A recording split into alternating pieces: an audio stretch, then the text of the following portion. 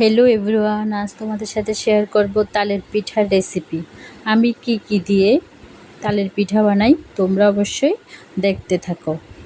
এদিকে আমি তালের রস করে নিয়েছি, এদিকে নিয়ে নিচ্ছি চালের গুঁড়ো করে চেলে নিয়ে এখন দিয়ে দেব এখানে সুজি, কিছুটা ময়দা, কিছুটা নারকেল কোড়া আর একটা এভরিডে প্যাকেট দিয়ে নিয়ে নেব এখানে কিছুটা কালিজিরা, তারপর চিনি পরিমাণ মতো, তাল আর একটু লবণ দিয়ে ভালো করে মেখে কড়াইতে তেল দিয়ে তেল গরম হলে পিঠাগুলো দিয়ে সবগুলো এভাবে বানিয়ে নেব। তোমরা কে কে এবছর পিঠা খেয়েছো অবশ্যই জানাবে। তালের পিঠা আমি তো 2-3 বার খেয়েছি, বান্ধবীর বাড়িতেও খেয়েছি।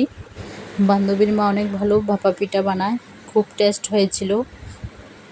আমিও বানাচ্ছি আজকে, দেখি কেমন হয়। আমি বেশিটা ভালো পারি না।